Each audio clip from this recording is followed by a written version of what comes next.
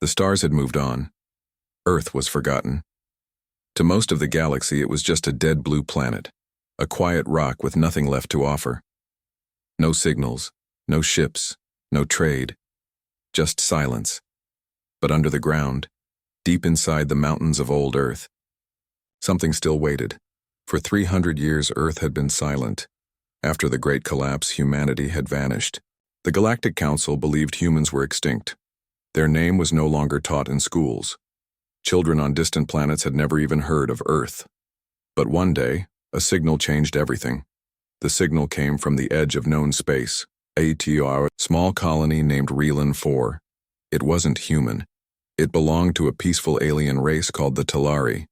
Their planet was under attack. A ruthless species called the Gorgari had invaded. The Talari cried for help. No one answered. The Galactic Council ignored the message. Relan 4 wasn't important. It had no resources, no armies, just families, farmers, and soft-hearted scientists.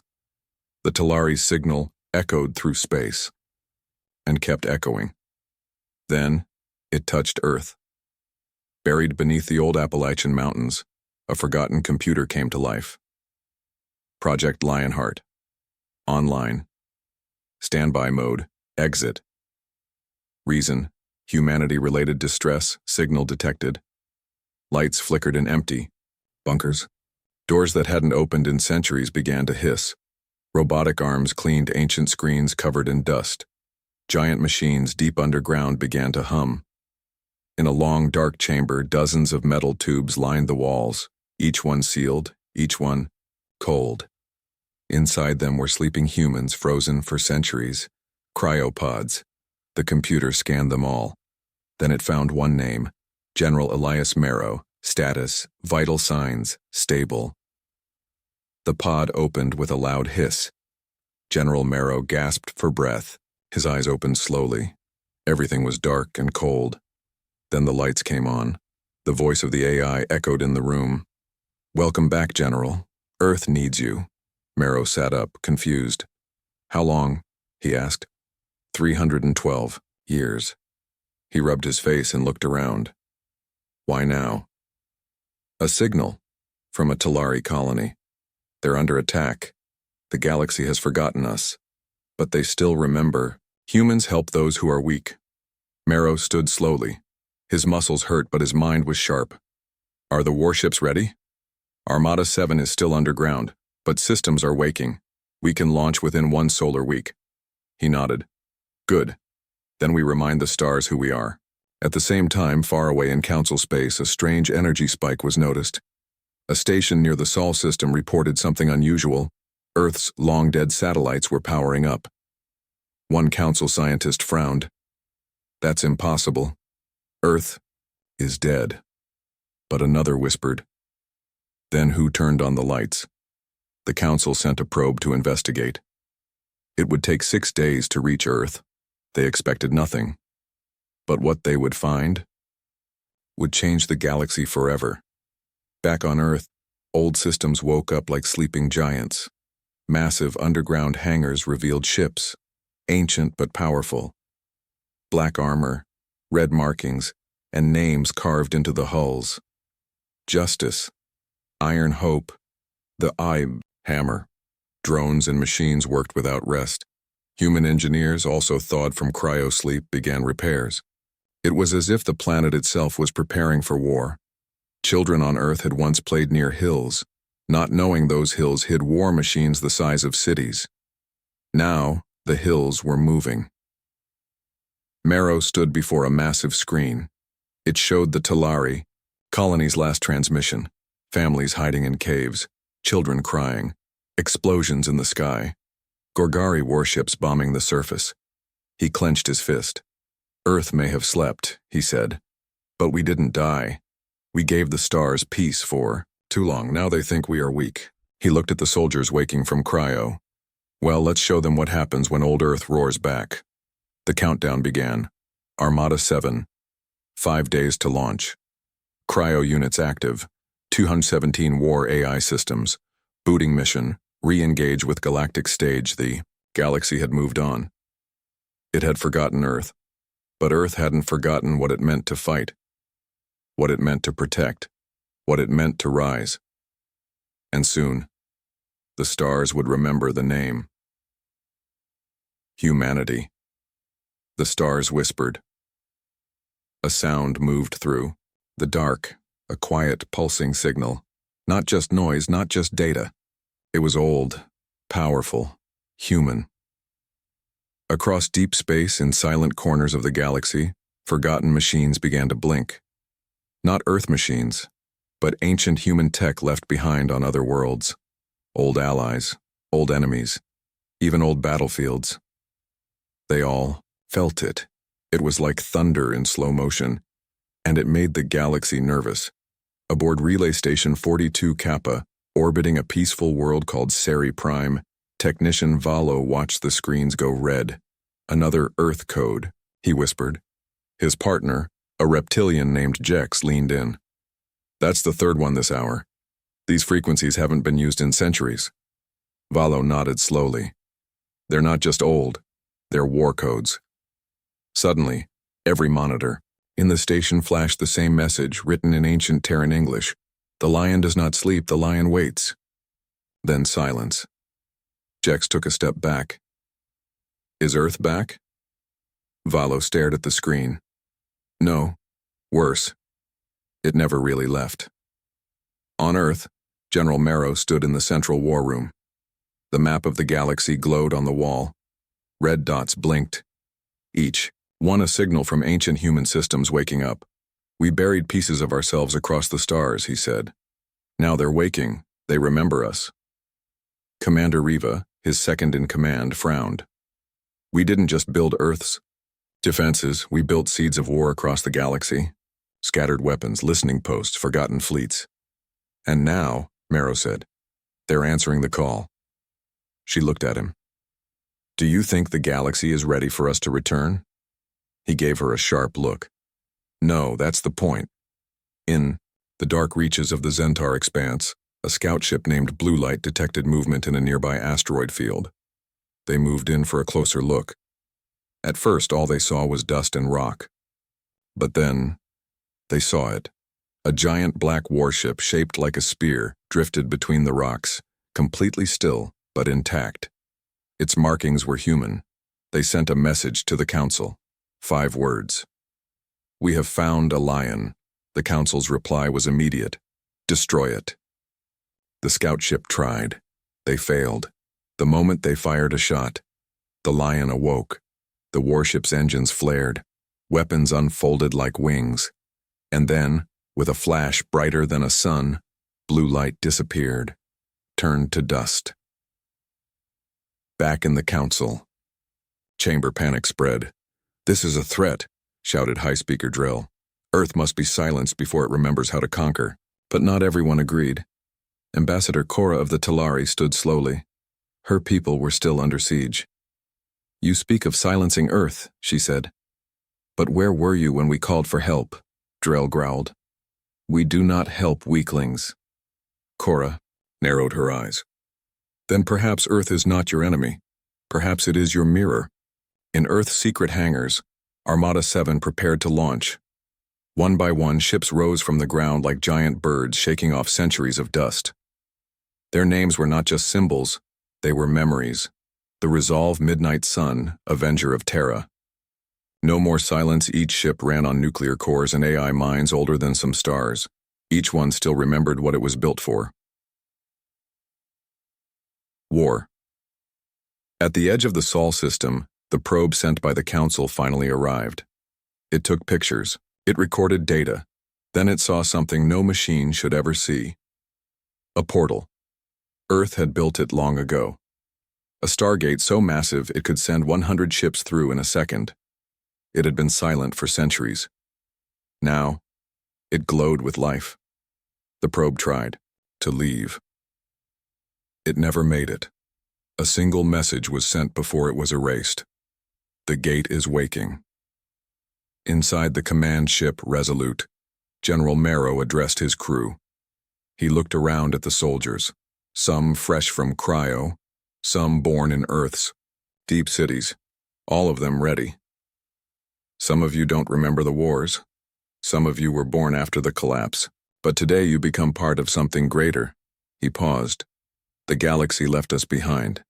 It erased our name from history. But we didn't die. We adapted. We waited. We rebuilt. He pointed at the screen showing the Talari colony still under siege. That colony needs help, and they asked for it the old way, by calling Earth. The crew roared, and in that moment Earth wasn't forgotten anymore. Earth was coming back. The stars blinked. And then they screamed. The Gorgari warlord stood above the smoking ruins of Relin 4. His claws dripped with oil and blood. Around him, broken buildings and dead machines burned. The Talari defenders had been weak. Barely. A fight. Another soft world crushed, he laughed. Another colony burned, and still no one dare stop us. His soldiers howled in celebration. But far above them, hidden behind the planet's dead moon, something waited, something human. Recon ship, Ghostlight status, stealth mode. Active pilot. Lyra Cortez watched the planet from above. Her eyes scanned the battle zone. She saw the Talari people, hiding in caves, running for their lives. And she saw the enemy ships, black and spiked, full of fire. She pressed her comms button. This is Cortez, target confirmed. Talari colony still under siege. Gorgari forces present. Permission to strike? Back on Earth's flagship, General Yu. Marrow gave a cold nod. Ghostlight, show them what Earth remembers. In seconds, the stars above Relin 4 tore open. A single ship smaller than a freighter flew down from the black sky like a silent dagger. The Gorgari laughed. A scout? They send one? But this was no ordinary ship. It was Echo class. A war. Machine designed for one thing. Shock and ruin. Cortez locked on. 12 missiles fired in less than 3 seconds. They weren't just explosives. They were smart. Each one screamed with AI, scanned for heat, motion, and energy. Then struck like lightning. Gorgari ships exploded mid-air. Fire tore across the sky. Buildings collapsed. And then Ghostlight vanished into stealth again. The Gorgari screamed in confusion. What hit us? Cortez whispered through the comms. Ghosts from old Earth. But that was only the beginning. Moments later, the sky boiled open. 5 massive human warships entered the planet's orbit. No warning, no noise, just arrival. Like titans waking from a dream, their names lit up the sky. Lion's Mercy Hammerfall, Sun's Wrath Shield of Terra, Silent Thunder. The Gorgari fleet turned to face them, still believing they had the upper hand. They were wrong. On the ground, Talari civilians looked up. They saw massive ships in the clouds, glowing with red and gold lined with railguns, cannons, and something stranger. Each one radiated ancient strength. An old Talari elder fell to his knees. The humans, the old stories, they're true. He wasn't wrong. The battle began. From orbit, Earth's warships unleashed fury. Railguns cracked the air with thunder. Plasma lances sliced through Gorgari cruisers like paper. Drones swarmed from launch bays, each one faster than a fighter jet, smarter than a dozen soldiers. The Gorgari tried to fight back, but their weapons were slow. Their minds were older. They had never seen this kind of war. A single human AI, designation Rook, hacked into their systems and turned one of their own warships against them. Within minutes, half the Gorgari fleet was gone. On the ground, human drop pods hit like comets. Soldiers in dark exosuits stepped out, not large in number, but each one was worth an army. They moved fast, clean, efficient, weapons that melted metal, armor that healed itself. The Gorgari ground troops roared and charged. They didn't reach halfway before they were stopped by one human standing alone. Captain Merrick, Earth Special Forces, fired once. His bullet passed through 4 enemies. He fired again, and again. He didn't miss. He didn't stop. And as more humans landed, the Gorgari began to run. At the council, news arrived. Earth has attacked a war fleet, said the messenger. Destroyed it in less than 12 minutes. The councilors went pale. They weren't supposed to return, whispered one. They didn't return, said another. They descended. Hours later, Relin 4 was safe. The Talari people walked out of hiding. They saw the human soldiers, standing like statues, weapons still warm. General Marrow's voice played through every speaker. "This is Earth. You called." We answered. A small Talari child looked up at a human soldier wide-eyed. Are you real?" The soldier knelt down. His voice was kind but firm. "We are the storm they forgot. We are the silence they feared. And we are back." The galaxy thought Earth was quiet, but now every world with a radio heard the truth. Earth had struck first, and it struck without mercy. This was no return. This was a warning. The Council made a mistake. They wanted proof that Earth was rising again, so they sent a spy team, 3 ships, 6 elite agents, trained to survive anything. They didn't come back. They landed in the dead of night, on Earth. Their ships were stealth class, silent as shadows. They entered through old polar routes, far from cities. They thought Earth was still rebuilding. They thought they could hide. But Earth was watching. Deep in the Arctic wastes, Agent Kroll, a gray-skinned insectoid, stepped into a massive ice cavern. His feet crunched over ancient snow. "This place is dead," he hissed. The cavern was quiet, too quiet. The walls were smooth, too smooth. Metal ran beneath the ice. Another agent touched the wall. "This is not natural." Then the floor lit up. Lines of red light pulsed beneath the snow, forming symbols older than the Galactic Council itself. Human symbols. Battle. Codes. A soft mechanical voice echoed in the cavern. Unauthorized presence detected. Ghost protocol engaged. Then, the walls moved. The ice split open with a roar. Behind it stood a machine, towering, armored in black and silver. A warbot. But not just any machine, this one had a name. Designation Hellfire 01. Its eyes glowed like fire. Its voice was not angry. It was calm, cold. "Trespassers, you are not welcome."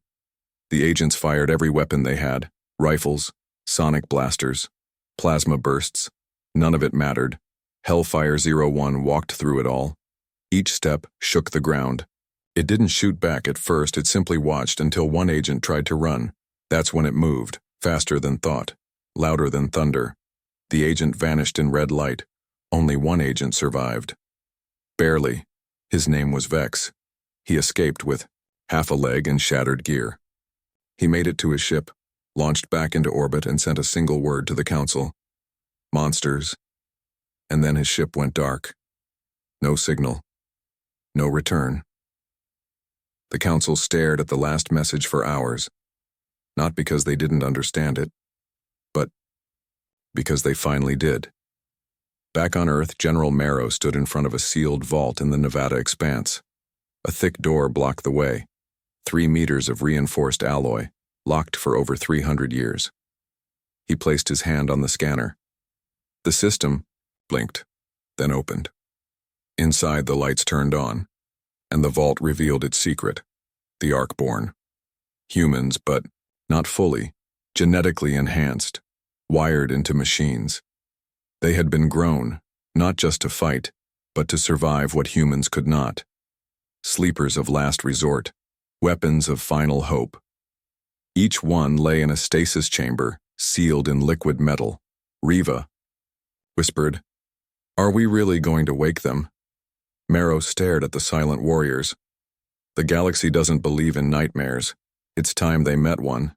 He turned to the AI. "Begin Project Ghostfire." Far across the galaxy, rumors spread like wildfire. Earth has machines that don't die. Warriors with no souls. Ships that fly without pilots. Ghosts of steel and fire. Some said they were lies. Others said they remembered. Old soldiers, those who had once fought beside or against humanity, began to speak. Quietly, fearfully. One veteran of the Ketran Wars gave a warning. "If the Ghostfire protocol is real, pray it never leaves Earth." Meanwhile, on a council world named Irex, alarms blared. A secret lab researching human tech had gone dark. Security feeds showed something appearing in the main chamber, out of thin air. A soldier with glowing eyes, and armor that flickered like fire. He said nothing, he simply stared. Then the power died, and everyone inside vanished. No messages. No warnings. Just a single line burned into the lab's walls. "We remember what you did." Back on Earth, in the war room beneath Mount Calder, the map of the galaxy glowed with new data. Telari worlds were rising. Other minor species were now calling for help, not from the Council, but from Earth. Earth was no longer just defending. It was becoming something else. Something greater. A myth. A protector. A force. And the galaxy was terrified. General Marrow watched the map. He saw the Council's fleets begin to move. "They're preparing for war," Riva said. Marrow nodded. "Then let them come. Let them bring their fleets, their pride, their fear." He stepped forward. Let them stare into the eyes of the ghosts they buried. Earth had slept. But it had not rotted. It had evolved, quietly, fiercely, like a storm waiting just beyond the sky. Now the storm had begun, and in every corner of the galaxy, they whispered one name: Earth. The stars untrembled. The Council had made its decision. Earth must be stopped. Before the forgotten world became a fire that spread across the galaxy. So they sent 900 warships from 12 species, all with one order: reach Earth, crush it, end. The myth. But they were already too late. Because Earth wasn't waiting. Earth was rising. Inside the dark orbit of Neptune, something vast moved through space, hidden under layers of stealth, debris, and silence. Not one ship. Not a fleet. A world-sized hangar, and from its heart, warships began to rise. Not new ships. Not shiny cruisers like the Council used. These were ancient beasts, forged before the collapse when humans ruled 200 systems. Black metal, scarred hulls, cannons the size of buildings. Each ship had a name carved in fire. First to fall, Blood of Earth, Oathkeeper, Judgment's Path, and the flagship, Terra Ascendens, Earth's oldest and deadliest ship. A dreadnought lost for centuries. Now it lived again. Inside Terra Ascendens, General Marrow stood before a massive holomap. Stars blinked red. The enemy fleet was on its way. 100 ships, Riva said quietly. And they think that's enough. Marrow's face stayed calm. Then we'll show them what one Earthborn armada can do. He gave the order. All hands, battle stations, activate the silent armada. Across Earth's orbit, the black of space opened. Thousands of ships powered up. Not hundreds. Thousands. War carriers, cloaked assassins, mobile planetary shields, AI-run hive destroyers. They had been hidden for centuries beneath the oceans, under deserts, inside the moon itself. Each ship was older than the Council's existence. Each one was still alive, still hungry. And all of them remembered one command: protect Earth, burn its enemies. The Council fleet arrived with pride. They laughed at the idea of Earth fighting back. But then their sensors started screaming. A black wall appeared in front of them. Not a shield, not a minefield. Earth's armada data force so massive it blocked starlight. A swarm of metal fire and silence. The lead Council admiral, a proud six-eyed creature named Vorthil, growled, "This is not a fleet. This is madness." Then Earth sent one message to the Council ships. "You are trespassing. You will be erased." The admiral roared, "Attack!" And the galaxy's largest space battle in 1,000 years began. The stars lit up with war. Earth's ships moved with purpose. No fear, no hesitation. Every blast was planned. Every strike, brutal. The Council's formations broke in minutes. Their shields failed against plasma blades. Their fighters vanished in smart missile swarms. But it wasn't just Earth's firepower. It was how they fought. Each human ship fought like it had a soul. Each AI ship made decisions faster than light. They weren't following orders. They were defending home. The flagship Terra Ascendens moved like a giant, slow and powerful. Every blast from its cannons deleted ships from existence. Its shields bent light. Its hull absorbed hits that would tear planets apart. When it fired its main weapon, the solar lance, 7 enemy ships disappeared in a single beam. Council soldiers screamed. Some tried to run, but it was too late. They had awakened something ancient, something angry, something human. Hours later, only wreckage floated in space. The Council fleet was gone, burned, broken, scattered across the void, and Earth's armada, still there, barely scratched. Not a myth, not a legend, but a force the galaxy could no longer ignore. Across the stars, the news spread. Earth launched an armada of 7,000 ships. The Council lost 900 in a day. The humans are not rebuilding. They are returning. On backwater planets, children carved Earth's symbol into sand. On rich worlds, leaders whispered in fear. On war-torn colonies, hope returned.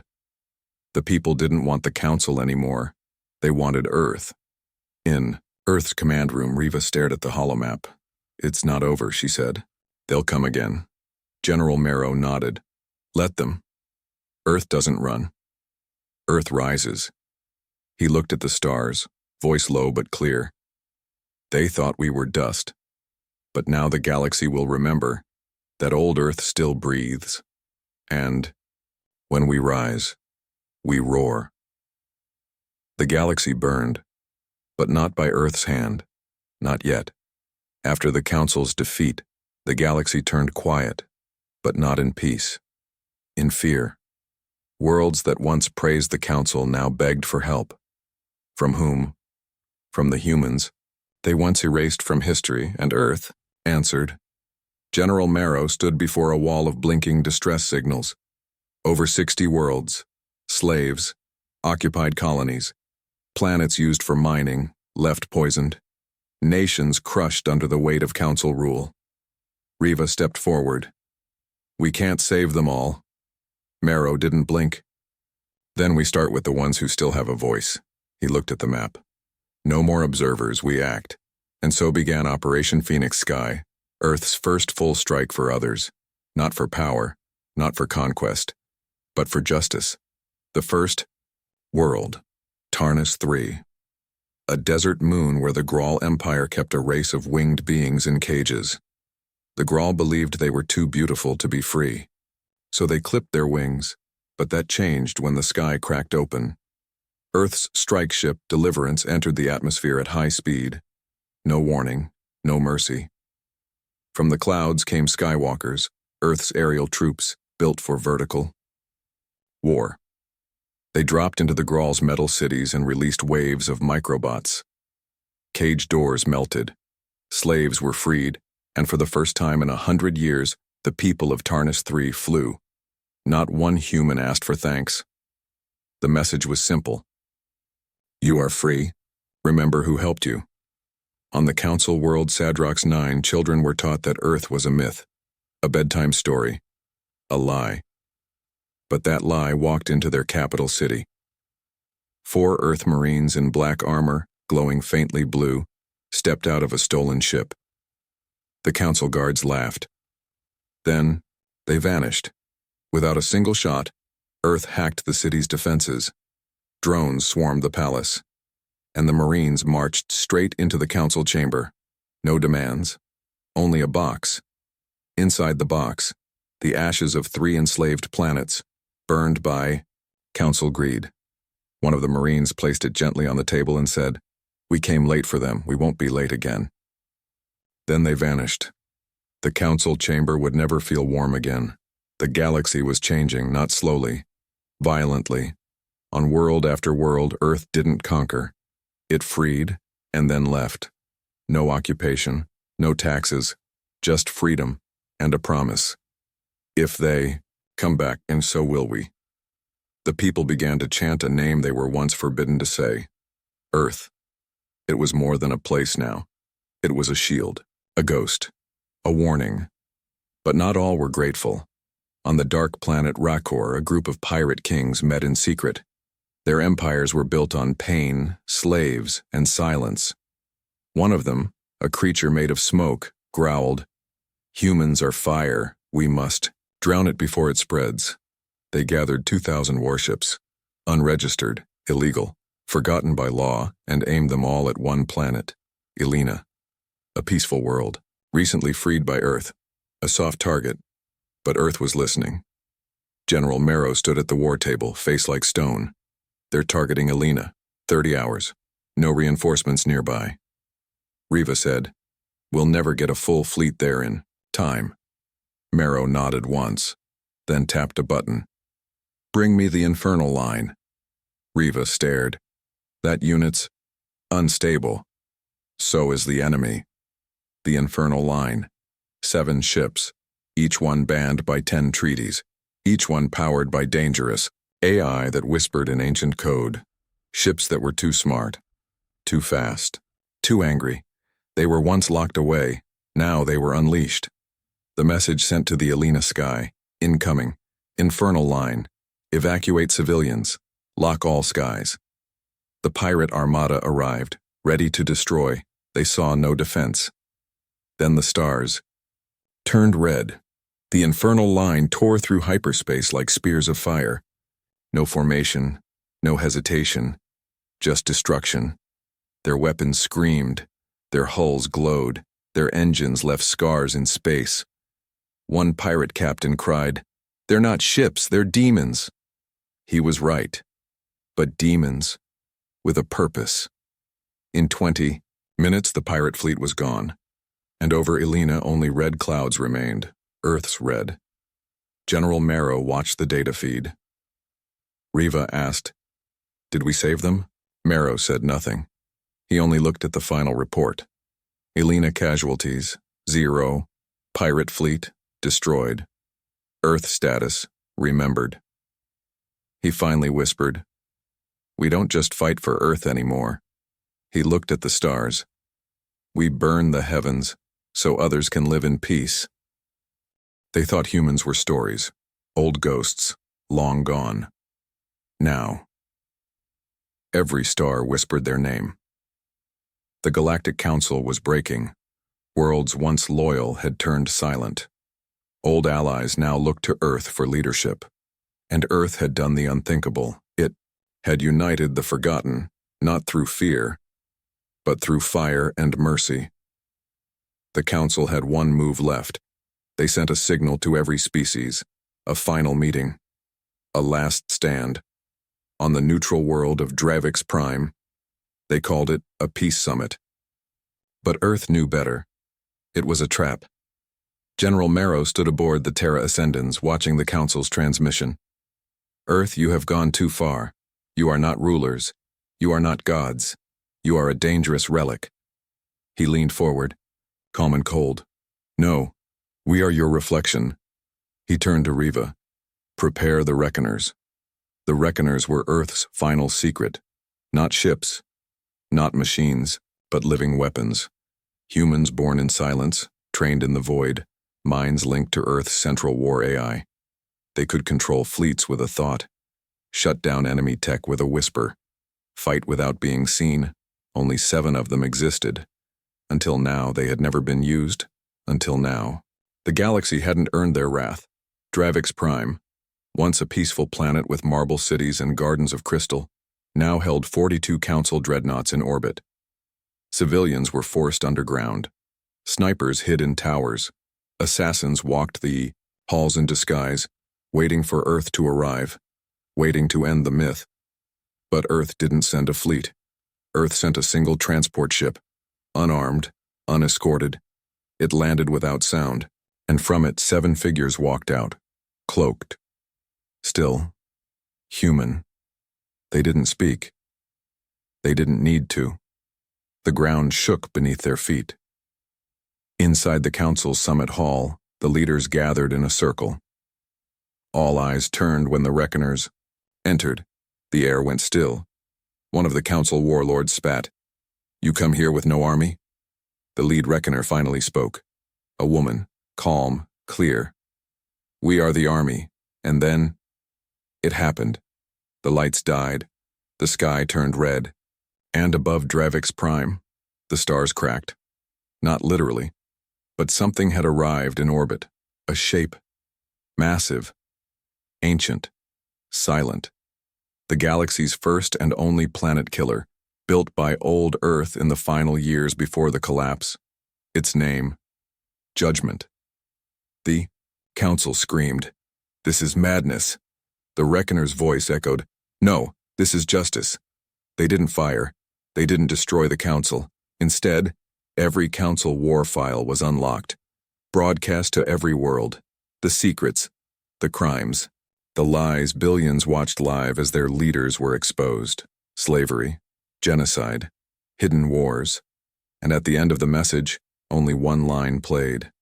The stars forgot us, but we remembered you. Riots broke out across the galaxy, not of violence, but of freedom. Flags burned. Chains broke. Statues of council gods fell in every capital, and in their place a new symbol appeared. A simple old flag. Blue, green, white, Earth. Back on Dravik's, the Reckoners turned and walked away. The council begged, "Please, what do you want?" The lead Reckoner paused, then looked over her shoulder. "Nothing. You already gave us everything, and when you thought we were dead," and then they vanished. Months passed. The council fell, but Earth didn't replace it with another empire. Instead, it built a union of worlds, each one equal, protected, and free. Earth stood not as ruler, but as guardian.